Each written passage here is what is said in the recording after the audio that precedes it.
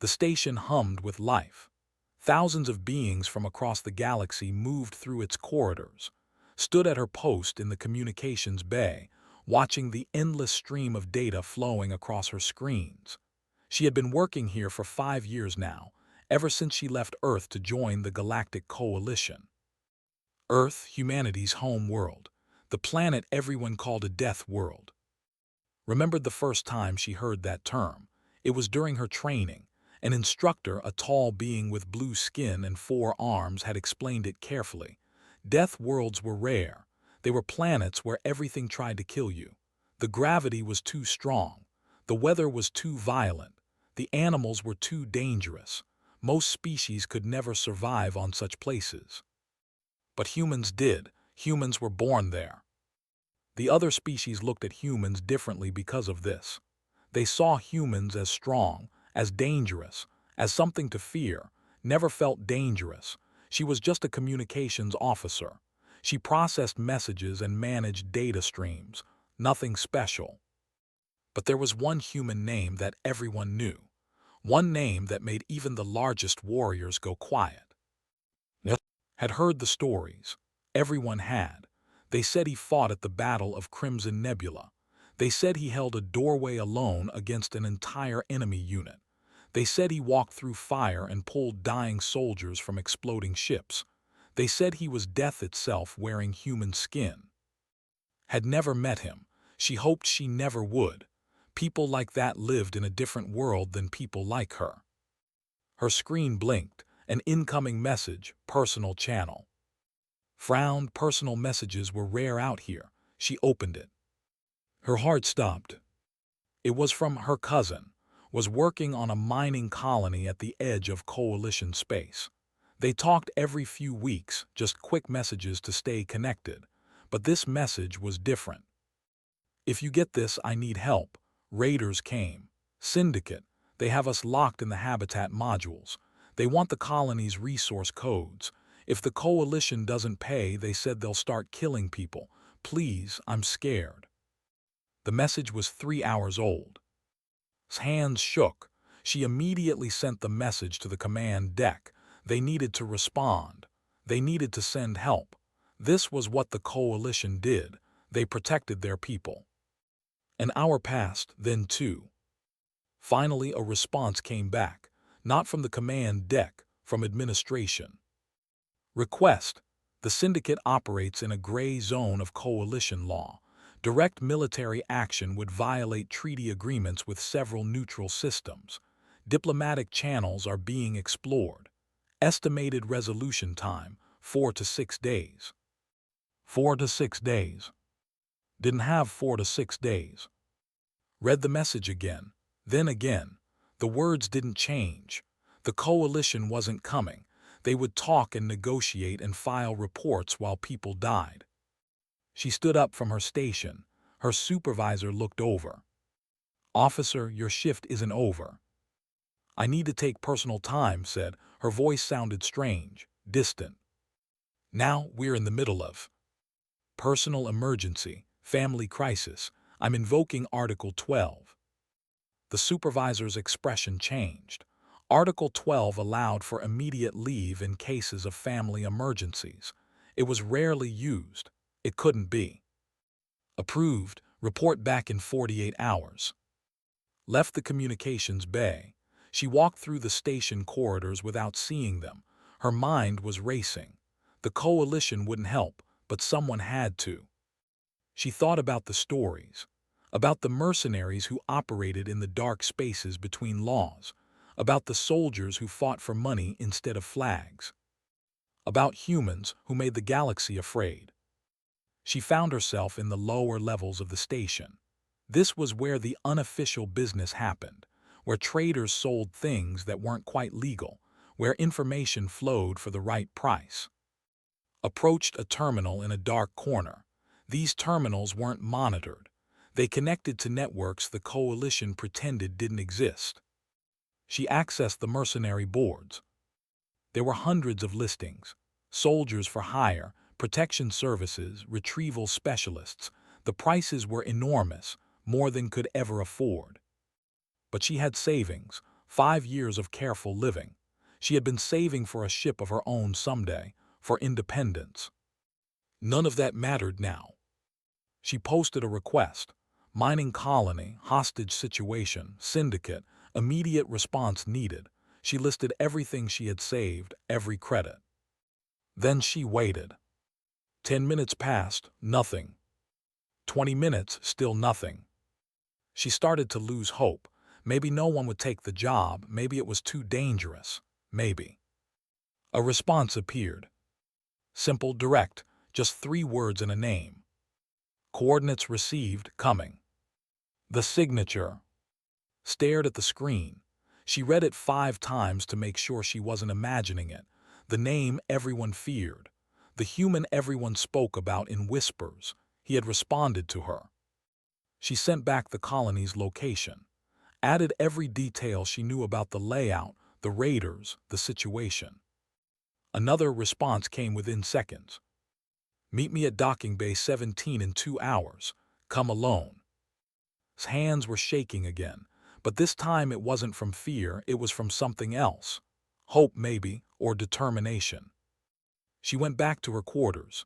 She packed a small bag, changed out of her uniform into civilian clothes, checked her account one more time. The credits were ready to transfer. 2 hours later, she stood at docking bay 17. The bay was quiet. Most of the traffic came through the main docks. This was a private bay, used for small ships and discreet arrivals. A ship was docked there, had never seen anything like it. It was smaller than a coalition frigate but looked meaner somehow. The hull was and patched in dozens of places. Burns from weapons fire, impact damage. This ship had seen combat, a lot of it. The airlock opened. A man stepped out. He wasn't what expected. The stories made sound like a giant, a monster, something more than human. But he was just a man, average height, dark hair, wearing practical clothes and a worn jacket. He carried a simple pack over one shoulder. His eyes were the only unusual thing about him. They looked tired, old, like they had seen too much. He walked toward her. His movements were calm, controlled. Every step seemed purposeful. He asked, his voice was quiet, steady. Yes, you're. He nodded once. Tell me about your cousin. Not hello, not what's the payment, just straight to the mission. Told him everything. About the mining colony. About the 17 hostages and the raiders who were holding them. About the coalition's refusal to help.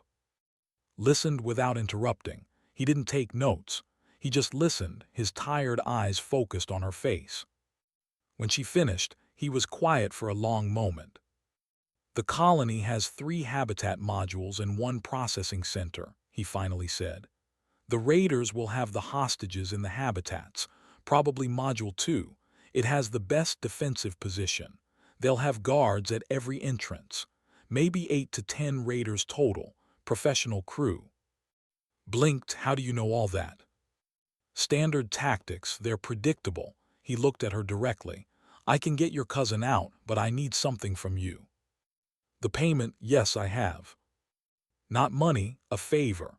After this is done, I need help finding someone lost in coalition records. You have access to those systems. Hesitated. Accessing restricted records was against regulations. She could lose her position, maybe face charges. Then she thought about the coalition's message, about rules and regulations while people died. Yes, she said, I'll help you. Studied her for another moment, then he nodded. Get your things, we leave in 10 minutes. As turned to get her bag, she heard voices behind her. 2 large beings, both warriors, were watching from across the bay. One of them was pointing at, speaking in low, urgent tones to his companion. That's him, the was saying. I know it. I fought at Crimson Nebula. I saw what he did. We should leave now. They hurried away, glancing back over their shoulders. Looked at, he hadn't reacted, hadn't even seemed to notice. He was checking his ship systems, calm and focused. This was who she had hired. This was who would save. She picked up her bag and followed him into the ship. The stories, she realized, might actually be true. The inside of ship was nothing like coalition vessels. Everything was efficient, compact, no wasted space. The walls were lined with secured equipment, weapons, tools, medical supplies. Everything had a place and purpose. Strapped into the co-pilot seat, moved through the pre-flight checks with practiced ease. His hands moved across the controls without hesitation, like the ship was an extension of himself. "You know how to use a gun?" he asked without looking at her. I had basic training 5 years ago." "Can you shoot straight?" "I qualified barely." He nodded. "That's fine, you won't need to fight, but you should know how just in case." The ship lifted off, felt the gentle push of acceleration as they cleared the station. Through the viewport, she watched the massive structure shrink behind them. Somewhere in there, her supervisor was probably wondering where she went. Her colleagues were covering her station. Her whole life was in that station.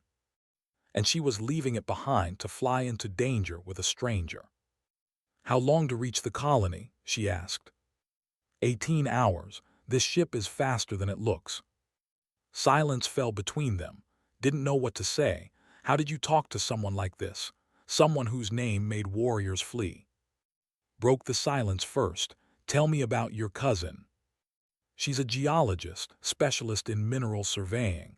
She's been at the colony for 8 months. She loves rocks, always has. Even when we were kids on Earth, she collected them." A small smile crossed his face, brief, almost invisible. "My sister was like that, collected shells from the beach." "You have a sister?" "Had long time ago." He adjusted a control. "Tell me more about the colony, layout, population, resources." Pulled up the information on her personal tablet. She showed him the colony schematics, studied them carefully. 17 hostages total, he asked. "Yes, mostly miners and support staff. Sent the names in her first message." "Good, that helps." He zoomed in on one section. "This module here, number 2, that's where they'll be. It has reinforced walls, emergency supplies, only 3 entrance points. Easy to defend." "How do we get them out?" "We don't, not directly." He traced a path on the screen. "We create a problem the raiders have to deal with. While they're distracted, the hostages secure themselves. Then we extract everyone at once." "What kind of problem?" He looked at her, me.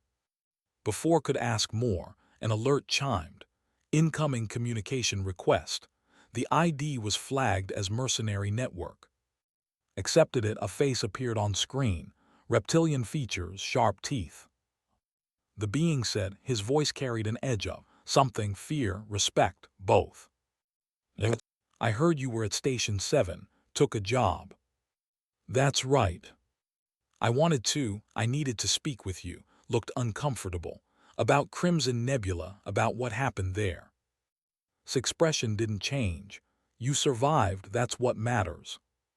"We were attacking civilians. My unit was, I didn't know until it was too late. You stopped us. You gave us a choice." "I remember. 40 of us went in. Only 3 came out. I've lived with that for years, knowing what we were doing, knowing you were right to stop us.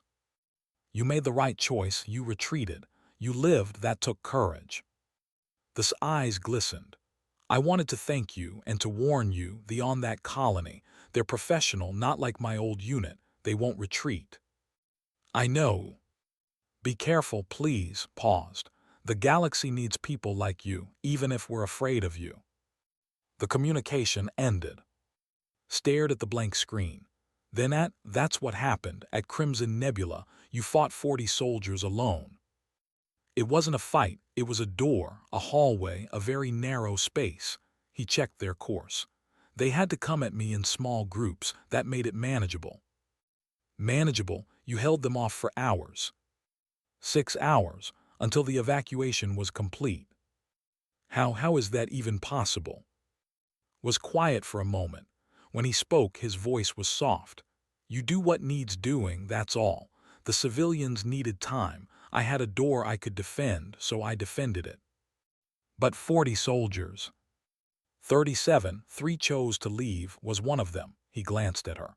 I gave everyone the same choice. Retreat or continue. Most continued. That was their decision, not mine. Try to process this.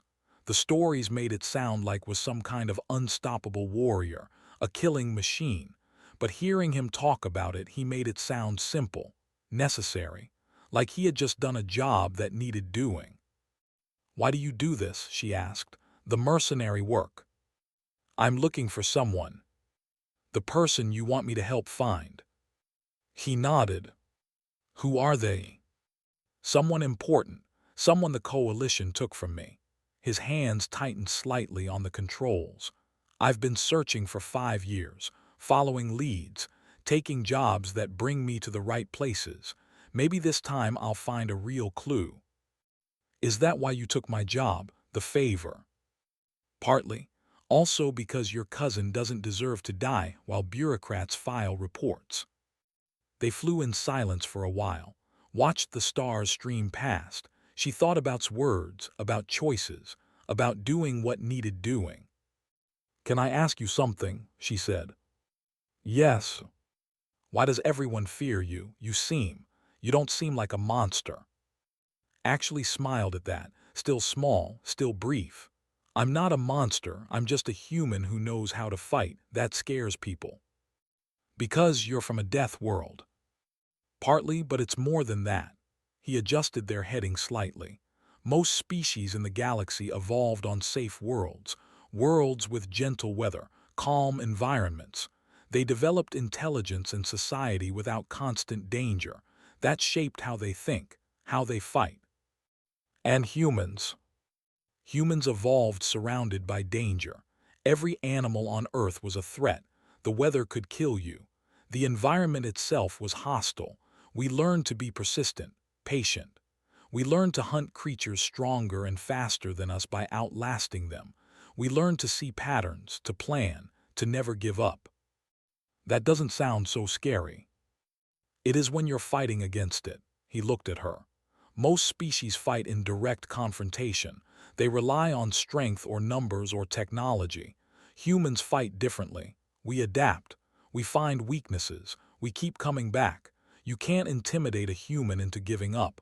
You can't outlast us. That's what scares them. Thought about this. About Earth. About humanity's long history of survival against impossible odds. Is that why you can hold a door against 40 soldiers? Because you just don't give up. Something like that. He checked the navigation. Get some rest. We have 16 hours before arrival. You should sleep. What about you? I'll sleep later, in shifts. Wanted to argue, but exhaustion was pulling at her. The stress of the day, the fear for it all crashed down at once. She reclined her seat and closed her eyes. When she woke, 8 hours had passed, was exactly where he had been, still monitoring the controls, still watching the empty space ahead. Did you sleep? She asked. 4 hours while you were out. I didn't hear you move. I'm quiet when I need to be. Stretched, her back ached from the chair. How much longer? 8 hours. You should eat something. Rations are in the back compartment. She found the food supplies. Simple, efficient, like everything else on the ship. She brought some forward for both of them. They ate in silence, watched, really watched him. He moved with careful economy, no wasted motion. Every action had purpose. Even eating seemed like a task to complete rather than something to enjoy. Can I ask about the person you're looking for? She said. Was quiet for a long time, thought he wouldn't answer. Then he said, her name is, we served in the coalition together. 5 years ago we were sent on a diplomatic mission. It was supposed to be routine, but there was an ambush, syndicate forces. They took prisoners. And was captured. He nodded. I tried to mount a rescue. The coalition ordered me to stand down, said it would complicate negotiations. I went anyway. By the time I got there, the facility was destroyed. Everyone was listed as dead. But you don't think she is. I never found a body, never found proof. His voice was hollow. I've been searching ever since. Every contract I take, every place I go, I look for information, for clues, for any sign that she survived. That's why you left the coalition. They ordered me to abandon her, to let her die for politics. His jaw tightened. I couldn't do that, I won't do that, so now I search on my own. Understood then. The tiredness in his eyes, the careful control, the reputation, wasn't a monster. He was just a man who had lost someone and refused to stop looking. I'll help you, she said. After we save, I'll search every restricted file I can access. Thank you. The rest of the journey passed in comfortable silence. Felt strange. She had been terrified of meeting the legendary warrior, the name spoken in fear. But sitting here, flying through space with him, she saw something different. She saw someone determined, someone who kept going when others would quit, someone who helped people because it was right. Maybe that was what made him truly dangerous, not the violence, not the fighting, but the absolute unwillingness to give up, to accept defeat, to stop trying. The navigation alert chimed. They were approaching the colony. His entire demeanor changed. The careful calm shifted into focused intensity. He began running through systems checks, weapons status, shield integrity, stealth capabilities. Listen carefully, he said. When we arrive, stay with the ship unless I tell you otherwise. If something goes wrong, you run. You understand. You take this ship and you run. I can't. Yes, you can. The controls are simple. I've set it to accept your authorization. If I don't come back, you save yourself. What about?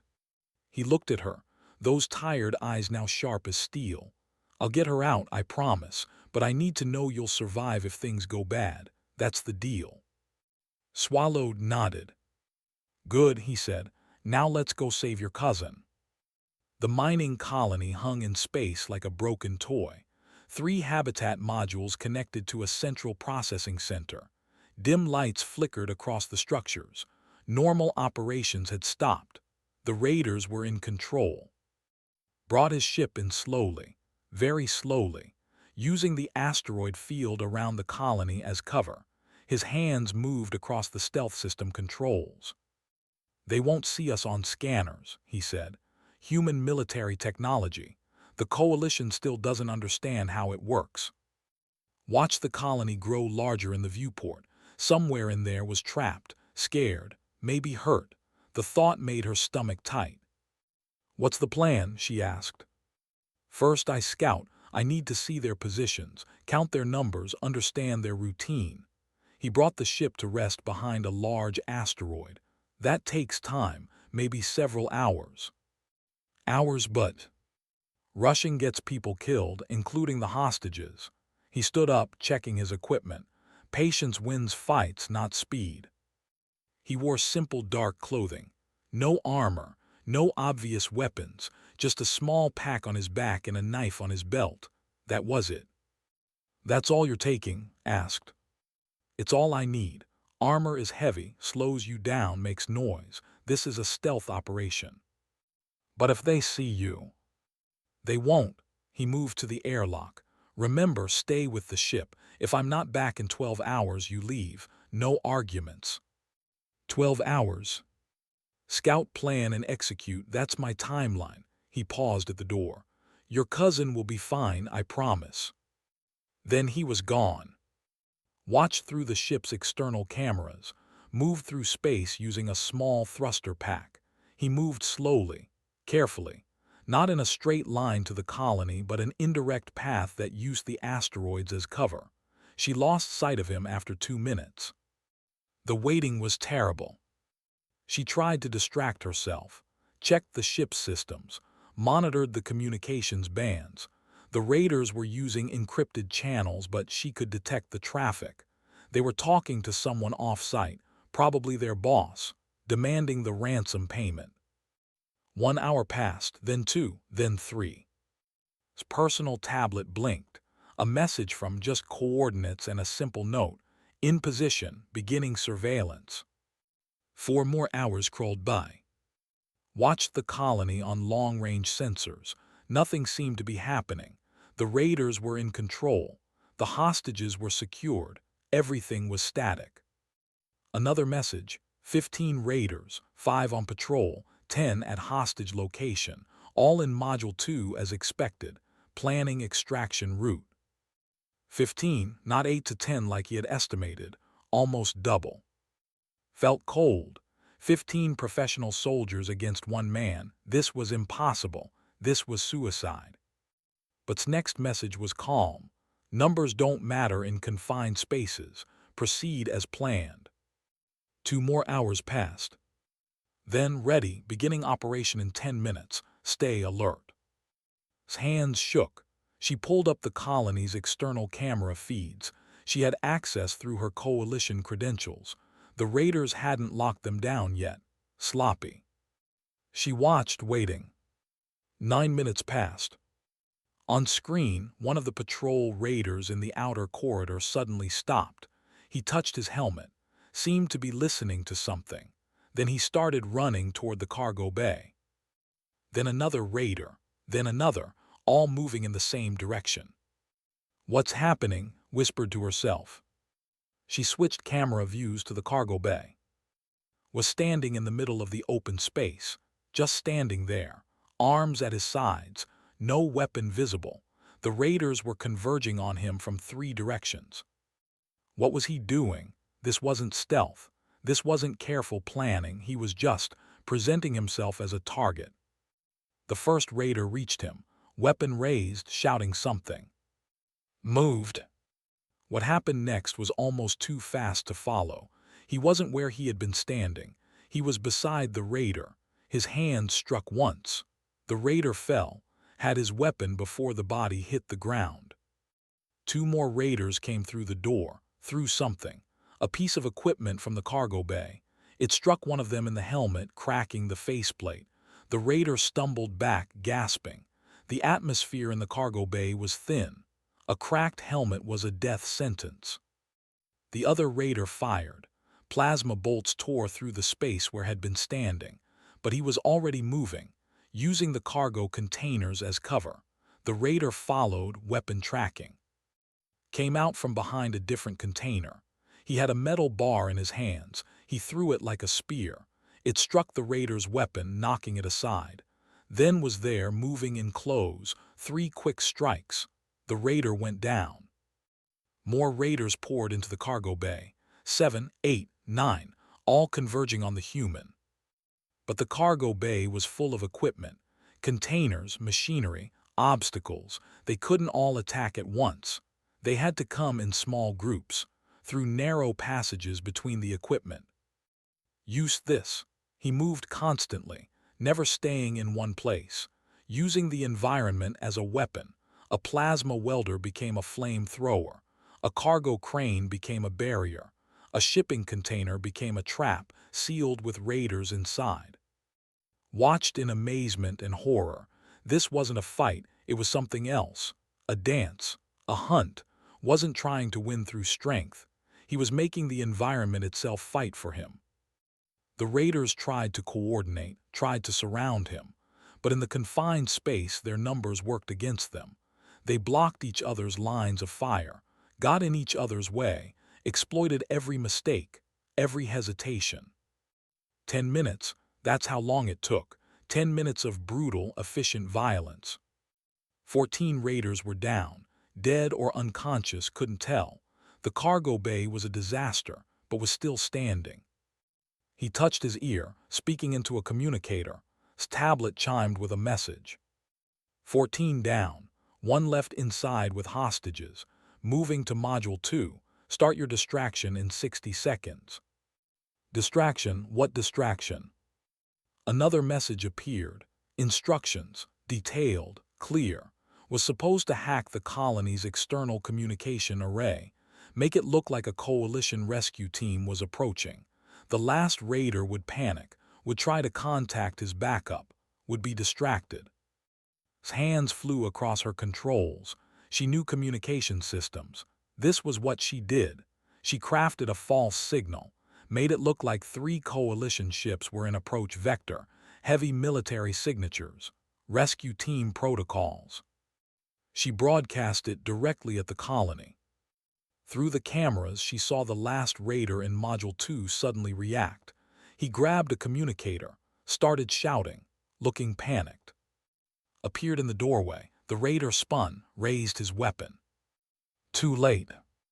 Moved low under the weapon's line of fire. His hand struck the raider's arm. The weapon clattered away. Another strike.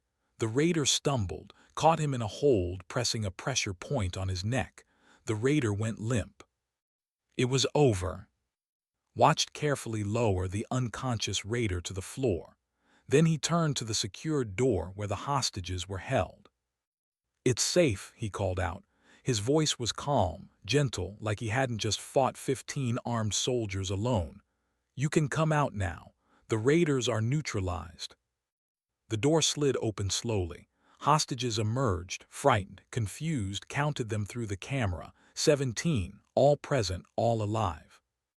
One of them, a young woman with short dark hair, saw and ran forward. She grabbed his arm. "You came," she said, her voice cracked. "Sent you, my cousin." "Yes," said Yor. She nodded, tears streaming down her face.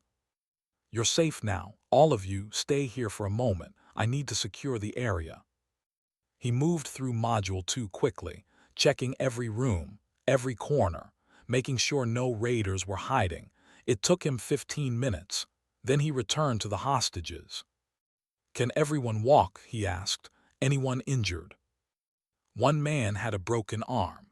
An older woman had been hit during the initial raid. Otherwise, everyone was mobile. "Good, we need to move to the docking bay. A ship is waiting." He looked at, "Your cousin is there. She's been very worried." The hostages followed through the colony corridors, watched on cameras. She also brought the ship around, carefully navigating to the main docking bay. By the time she set down, was already there with the group. Ran out of the ship, saw her and broke into a run. They collided in a hug, both crying, both holding on tight. "I thought you weren't coming," sobbed. "I thought the coalition abandoned us." "They did," said, "but I didn't. I found help." Looked at, he was standing apart, checking the injured hostages, making sure they could travel safely. "Is that him, the one you hired?" "Yes." "He's human," said. "I heard him coming over the communicators. The raiders were terrified. They kept saying his name. They said was here. They said they were all going to die. They were right to be afraid." Approached them. "We need to leave. Now, the raiders might have backup coming. My ship can't carry everyone, but I can get you to a safe station. 3 jumps, maybe 6 hours." "What about them?" Gestured to the unconscious raiders scattered through the colony. "Leave them. Coalition security can collect them later. Not our problem." The evacuation was quick, efficient. The hostages crowded into ship. It wasn't designed for this many people, but it would work for a short trip. Somehow found space for everyone. Helped settle people in. Wouldn't let go of her hand. Kept holding tight like she might disappear. Piloted them away from the colony. The asteroid field fell behind. Open space stretched ahead. One of the hostages, an older man, approached the cockpit. He said, "It wasn't a question." "Yes. I've heard the stories. They say you're dangerous, that you're someone to fear." Didn't look away from the controls. "Is that a question? Are you dangerous?" "To raiders who threaten innocent people, yes." He adjusted their course. "To anyone else, no." "Why do you do this, the mercenary work?" "I'm looking for someone." The man nodded slowly. He looked at all the rescued hostages crowded into the small ship. "Thank you," he said quietly, "for coming when no one else would." Was silent for a moment. Then he said, "Someone has to, that's all." The flight to the nearest safe station took 7 hours, longer than estimated because they had to take a careful route, avoid main shipping lanes. The ship was overloaded and couldn't risk inspection. When they finally docked, Coalition security was waiting, had sent ahead a full report. The hostages were escorted to medical facilities. Statements were taken. Official paperwork began. Through it all remained in his ship. Quiet, separate, he had done his job, the rest wasn't his concern. Found him in the cargo hold. He was cleaning his equipment, methodical, careful. "They want to thank you," she said.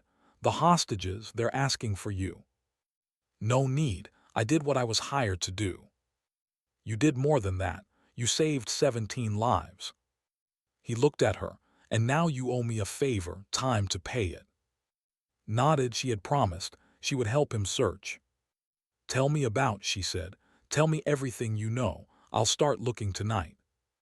For the first time since she met him, smiled. A real smile, full of hope and pain. "Thank you," he said. 3 days after the rescue collapsed. They were still at the station. The Coalition was processing statements from the hostages, was recovering in medical care, was helping coordinate everything, and had been standing in his ship's cargo hold cleaning equipment when his legs simply gave out. Found him on the floor, conscious but pale, sweating despite the cool air. "I'm fine," he said, but his voice was weak. "You're bleeding," said. She could see it now. Dark stains on his clothing. He had been bleeding the whole time, since the fight, 3 days ago. "Just some cuts, nothing serious." "Nothing serious. You can barely stand." She knelt beside him. "Let me see." He tried to wave her off, but he didn't have the strength, carefully lifted his shirt. Her breath caught 3 deep wounds.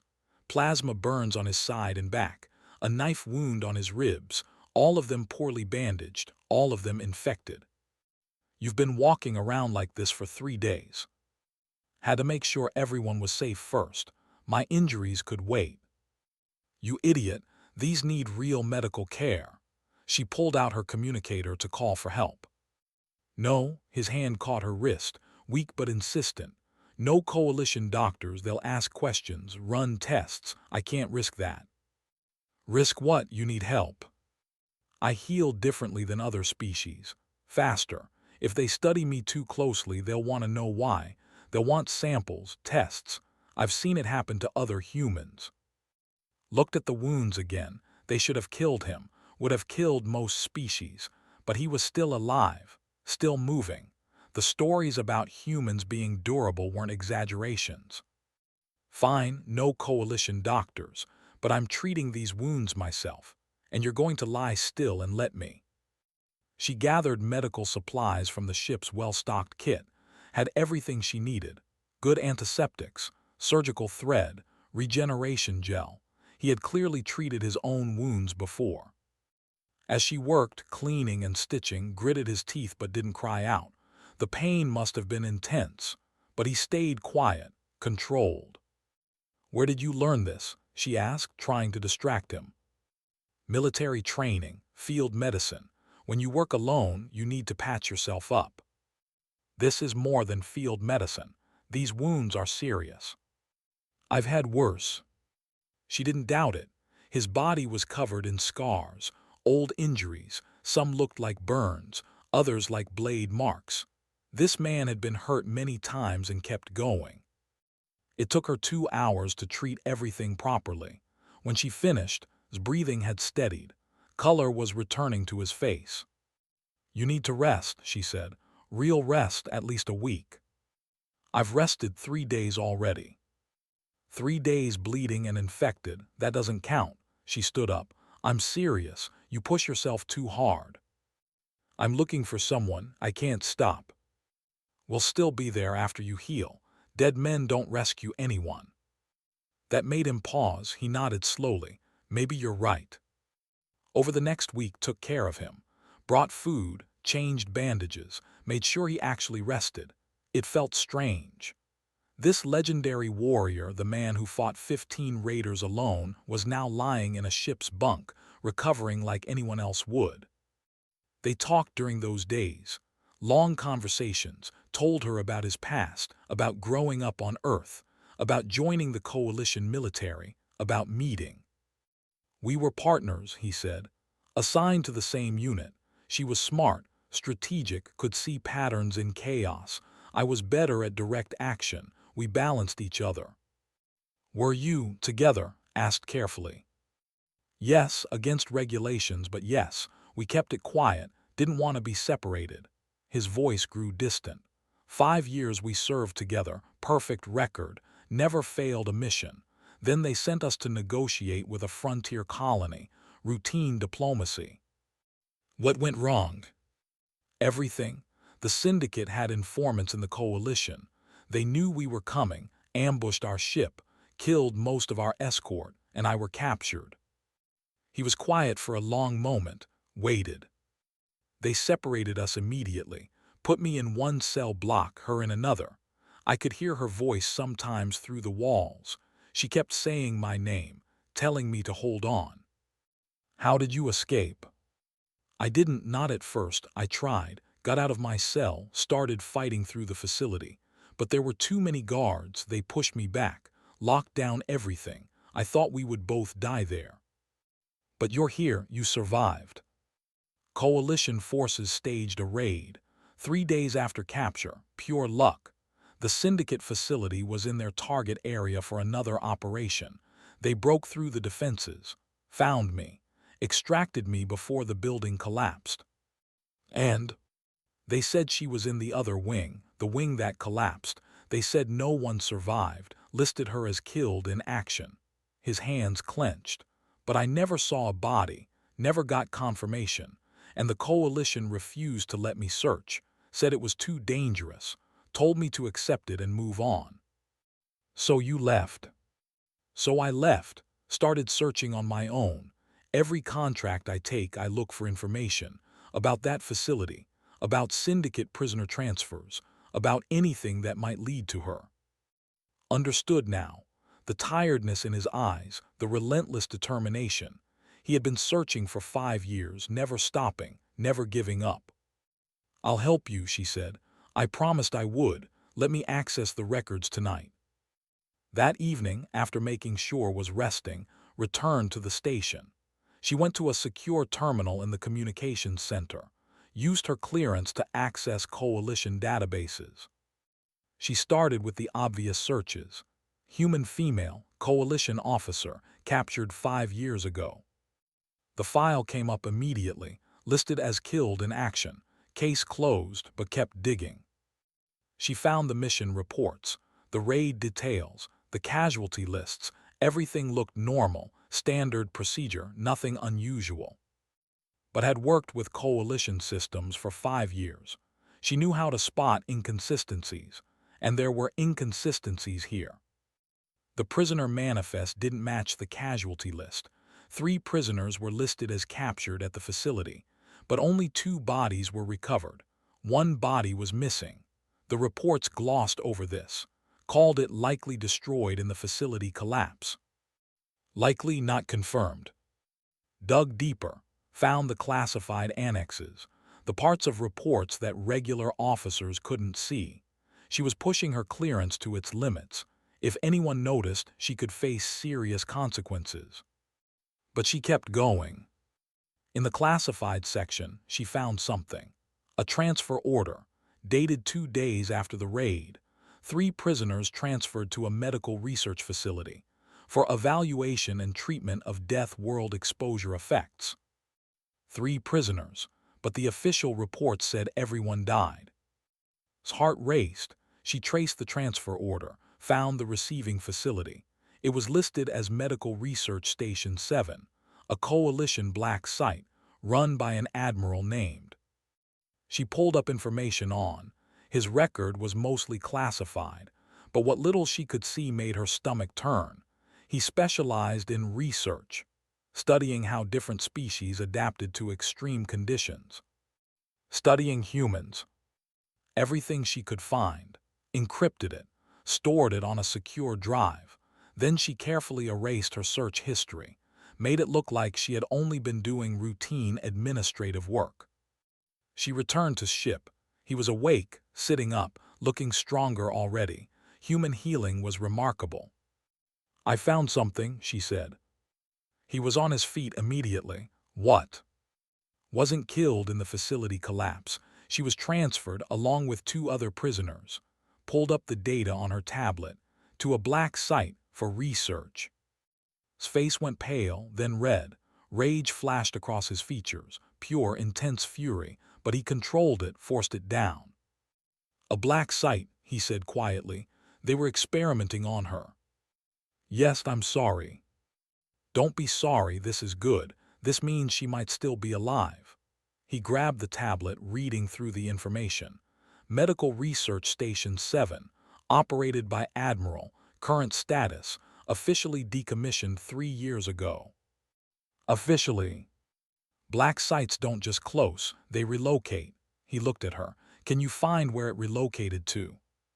I can try, but this level of information, I'm already pushing my clearance. If I dig deeper, they'll notice. Then don't dig deeper, not yet. He saved the information to his own systems. This is enough. I can work with this. I'll find people who know about black sites, about where prisoners get transferred. This could take time. I've been searching for 5 years. I can wait a little longer. Now I know she's alive. That's everything. But could see the urgency in his eyes, the desperate need to act, to find now, to rescue her. There might be a faster way, she said slowly. What way? I can access more files, deeper files, but I'll need to physically go to Coalition headquarters, use a higher-level terminal, pretend I'm doing research for a superior officer. That's dangerous. Not as dangerous as what you did at the mining colony, and has been imprisoned for 5 years. Every day we wait is another day she suffers. Studied her? Why are you doing this? You paid your debt, the rescue is done. You don't owe me anything more. Thought about this. About the 17 hostages, about the Coalition's refusal to help, about their lies and secret experiments. Because it's right, she said. Because the Coalition took someone from you just like the Raiders took from me. Because you came when I needed help. Now it's my turn. A slow smile crossed his face. You're braver than you think. Or I haven't decided yet. Bravery and stupidity often look the same. The difference is the outcome. He stood up, testing his healing wounds. How long before you can get to headquarters? 2 days. I need to file the right requests, make it look official. Good. I'll use that time to contact some people, gather intelligence on black site operations. When you get that information, I want to be ready to move immediately. We said, what? When we get that information, I'm coming with you. Absolutely not. This will be dangerous. Military operations. I can't protect you and assault a facility. You won't need to protect me. I can handle myself. And you'll need someone who understands Coalition systems, someone who can access their security, someone they won't immediately shoot at. Started to argue, then stopped. He saw the determination in her face, the same determination he carried. You're sure about this? He asked. No, I'm terrified, but I'm doing it anyway. He laughed, actually laughed. You really are human after all. What does that mean? It means you're scared but doing the right thing anyway. That's what humans do. We're afraid and we do it regardless. Over the next 2 days they prepared, contacted his network of mercenaries and informants, arranged her trip to Coalition headquarters, now recovered, tried to talk her out of it. You're going to throw away your career, said. Maybe go to prison for someone you don't even know. I know, and I know the Coalition has been lying about a lot of things. So report it through proper channels. The proper channels are run by people like Admiral. This has to be done differently. Hugged her tight. Be careful, please, you just saved me. I don't want to lose you. You won't, I promise. 2 days later stood at Coalition headquarters, the massive station that served as the Galactic Government Center. She walked through security, used her credentials, everything checked out. She accessed a high-level terminal, began her search, and found exactly what they were looking for. The file was buried deep, hidden behind layers of security and misdirection, but found it.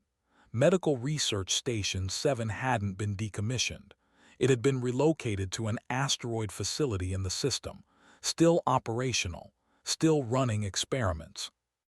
And according to the prisoner manifest, was still there. Everything, every detail about the facility's location, defenses, personnel. She encrypted it and sent it through a secure channel. Then she erased her tracks and left headquarters as calmly as she had entered. No alarms, no alerts, no one suspected. She met back at his ship. He was studying the information on multiple screens. His face was intense, focused. "She's alive," he said without looking up. "After 5 years, she's alive." "The facility is heavily guarded," said. 20 security personnel, military-grade weapons, automated defenses. This isn't like the mining colony." "I know," he pulled up tactical displays, "but I'm not going alone this time." Over the next 3 days, people arrived at the station, one by one, responding to calls. The first was the warrior who had survived Crimson Nebula. He arrived with simple words, "I owe you my life. Let me help pay that debt." Then came Binna, a pilot with silver skin and large dark eyes. "You pulled me from a burning ship once," she told. "Now I fly for you." A named appeared next, small, furred, with clever hands and clever mind. "My family was taken by black sites. They never came back. I want justice." Others came. A demolition expert called, a medic named, a human mercenary named who had served with years ago. Not an army, just 8 people total counting, but each of them skilled, each of them determined, each of them with a reason to fight. They gathered in a rented warehouse on the station's lower levels, laid out the plan on a holographic display. "The facility is built into an asteroid," he explained. "One main entrance, heavy shielding. The security will see us coming from far away." "So this is suicide," said cheerfully. "Good, I was getting bored with living." "It's not suicide, it's calculated," zoomed in on the asteroid. "The facility has a mining operation attached, legitimate business as cover. Ships come and go regularly. We pose as a mining supply vessel, get close. Then we breach." "They'll scan us," Binna said, "see through the deception." "Not if modifies our signatures, makes us look exactly like the regular supply ship." He looked at the whiskers twitched, a smile. "I can do that, easy. Give me 6 hours with your ship systems." "Once we're inside, we split into 3 teams," continued. "Team 1, and you hit the security center, take down their communications and defenses. Team 2, Binna, and you secure our exit route. Keep the hangar bay clear. Team 3 and me. We go to the detention level, find any other prisoners, extract everyone." "What about Admiral?" asked. "If we see him, we take him alive. He needs to answer for his crimes, publicly." His voice was hard. "But the priority is the prisoners. We get them out first. Everything else is secondary." They spent the next day preparing, modified the ship's signatures, prepared breaching charges, stocked medical supplies. Everyone checked weapons and equipment. Felt out of place. She wasn't a soldier, wasn't a warrior. She was just a communications officer who knew how to access computers, but made sure she had proper equipment, a simple weapon, light armor, basic combat training. "You don't need to fight," he told her. "Your job is the systems, getting through their security, opening locked doors. That's just as important as shooting." "I'm scared," she admitted. "Good, fear keeps you alert, keeps you alive." He checked her armor fittings. "But don't let it control you. When the time comes, you'll know what to do." The next morning they departed. Binna piloted the ship. She was skilled. The approach looked completely natural, just another supply vessel heading to the mining operation. The facility hailed them, requested identification codes. Had prepared for this. False codes, perfect replicas of the real supply ship. The facility's security bought it completely. Supply vessel confirmed. Proceed to docking bay 3. They docked without incident. The facility's interior was clean, sterile, like a medical center, not like the prison it really was.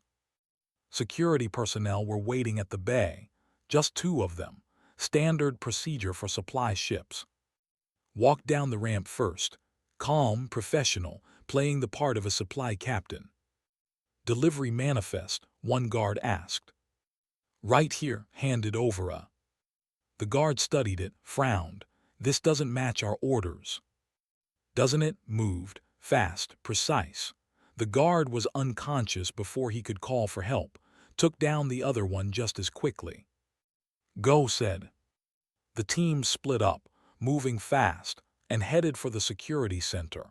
Binna and secured the hangar and went deeper into the facility. Accessed a wall terminal, pulled up the facility's layout, found the detention level, 3 floors down, Section D. They moved through corridors, encountered 2 more guards and handled them quickly, quietly, no alarms yet.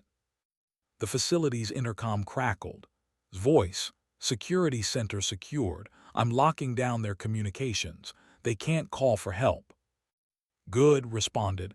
Status on defenses. Automated weapons are offline. Manual systems only now. They reached the detention level, heavy security door, biometric lock. Can you bypass it? Asked. She studied the system. Yes, give me 2 minutes. Her hands flew across the access panel. She had practiced this. New coalition security systems inside and out. The lock clicked open. The detention level was darker than the rest of the facility. Rows of cells, each one sealed, each one holding someone. Spread out, said. Find, check every cell. Moved down the corridor, looked through the observation windows. Most cells were empty, but some held prisoners, humans, other species, all looking thin, tired, broken. Here, called out, and ran to him. He was pointing at a cell. Inside, a human woman sat on a narrow bed, dark hair, pale skin, scars on her arms. She looked up at the window. Her eyes were empty, dead. Then she saw. Recognition flashed across her face. Confusion, disbelief, hope. Said, his voice cracked, "It's me, I found you." She stood slowly, walked to the window, pressed her hand against it. Tears streamed down her face. "You came," she whispered. I thought you were dead. They told me you were dead." Open the cell, told. His own eyes were wet. Access the control panel. The door slid open, stepped inside, collapsed into his arms. 5 years of pain and isolation breaking free in sobs. He held her, just held her. The legendary warrior, the man who made the galaxy afraid, kneeling in a cell holding the person he never stopped searching for. "I'm sorry," he said. "I'm so sorry it took this long." "You came," she repeated. "That's all that matters, you came." Alarms blared. "We've got company," his voice over the communicator. "Security override. Someone's calling in reinforcements from outside the facility. We need to move. Now." "Copy that," said. He helped stand. She was weak, malnourished, but she could walk. "Can you run?" "For you, I'll fly." "We're not leaving the others," said. She was already opening other cells, releasing prisoners, 8 others, all in bad condition but alive. "Everyone who can move, follow us," commanded. "Stay close, stay quiet." They moved back through the facility. A group of 11 now, slow, careful. Some prisoners needed support to walk. Security forces were mobilizing. Could see them on her tactical display, converging on their position. "Take the maintenance corridor," she directed. "It bypasses the main security checkpoint." They followed her directions. The corridor was narrow, dark, but empty. They reached the hangar level without encountering resistance. But the hangar was under attack. Security forces were trying to retake it. Binna and were pinned down behind cargo containers, returning fire. "We need support at the hangar," called. "On our way." Explosions rocked the facility. "Work. creating chaos in the security center, drawing forces away from the hangar, and appeared from a side corridor. They opened fire on the security forces from behind, caught them in a crossfire. The fight was brief but intense. The security forces were well trained, but they were divided, caught between two groups. Within minutes they were retreating. "Everyone on the ship," ordered. The prisoners stumbled up the ramp, helped them, made sure everyone was aboard, counted heads. All 11 prisoners, all 8 of their team, everyone was here. "Binna, get us out of here," shouted. The ship lifted off. Security forces fired from the hangar entrance. Plasma bolts struck the shields. Binna flew with wild skill, dodging fire, accelerating hard. They burst out of the asteroid facility into open space. Behind them, automated defense platforms activated, tracking them, firing. "Hold on," Binna called out. The ship twisted, rolled, dove. Binna flew like she was dancing. The defense fire missed, barely. They cleared the defense perimeter. "Jump coordinates locked," said from the navigation station. "Ready when you are." "Do it," said. The ship jumped, space twisted, stars streaked. They were away. In the cargo hold, silence fell. Everyone was processing what had just happened. They had done it, broken into a black site facility, rescued 11 prisoners, escaped. Sat with, they hadn't let go of each other, watched them, saw the relief, the joy, the pain of 5 years lost. "What now?" asked. "Now we expose this," said. She held up a data drive. "I recorded everything, the facility, the prisoners, all of it. I'm sending this to every news network in the coalition, to every government representative. Everyone will know what did." "He'll deny it," said. "He can try, but we have 11 witnesses. We have evidence. We have the truth looked at. And we have the most famous human in the galaxy backing us up. When speaks, people listen." Over the next week, the story broke. Evidence went viral across the coalition networks. News of the black site, the illegal experiments, the prisoners held for years without trial. Public outrage was immediate. Governments demanded investigations. Military officers called for accountability. Admiral was arrested. His entire operation shut down. Dozens of other black sites were discovered and closed. Prisoners were freed. Justice, slowly, was being served. Resigned from the coalition. She couldn't serve an organization that had done this, that had allowed this. But she found new purpose, working as an independent investigator, exposing corruption, finding truth. She was good at it, better than she had been at following orders. And disappeared for several months, went somewhere quiet, somewhere they could heal. Both of them carried scars from the past 5 years, but they were together. That was what mattered. When they returned, they were different, stronger, had regained weight. Her eyes had life in them again, looked less tired, less burdened. They found at a small station on the frontier. She was investigating labor violations at a corporate mining operation. "Need any help?" asked. Smiled, "Always, but I can't pay much." "Don't need payment. This is what we do now, help people who can't help themselves." "Both of you?" Nodded. "Someone has to, might as well be us." They worked together after that, a strange team. 2 humans and a Korean communications officer turned investigator. Later, others joined them. Binna, a small group dedicated to finding truth and helping those in need. The galaxy still spoke's name, still felt fear when they heard it, but now they understood. The fear wasn't because he was a monster. It was because he represented something terrifying to corrupt systems and evil people. He represented someone who would never stop, who would tear down any obstacle, who would fight any enemy, not for glory or profit, but because it was right. Because someone had to. And that, realized, was what made humans truly dangerous. Not their strength, not their durability, not even their skill in combat. It was their absolute, unshakable determination to protect the people they cared about, to fight for what was right, to never give up, even when the entire galaxy told them it was impossible. 6 months after the rescue, received a distress call. A small colony, raiders attacking, coalition refusing to respond due to political complications. She looked at the message, thought about ignoring it. She had done enough, risked enough. Then she thought about all the people who needed help and had no one to call. She sent the coordinates too. His response came within minutes. Simple, direct, just like the first time. Coordinates received, coming. Smiled, she grabbed her equipment, checked her ship systems, prepared for another impossible mission. Because someone had to. And she had learned from the best. Across the galaxy, in dark stations and quiet colonies, people heard the stories. They spoke's name. They spoke's name. They spoke's name. Sometimes in fear, sometimes in hope.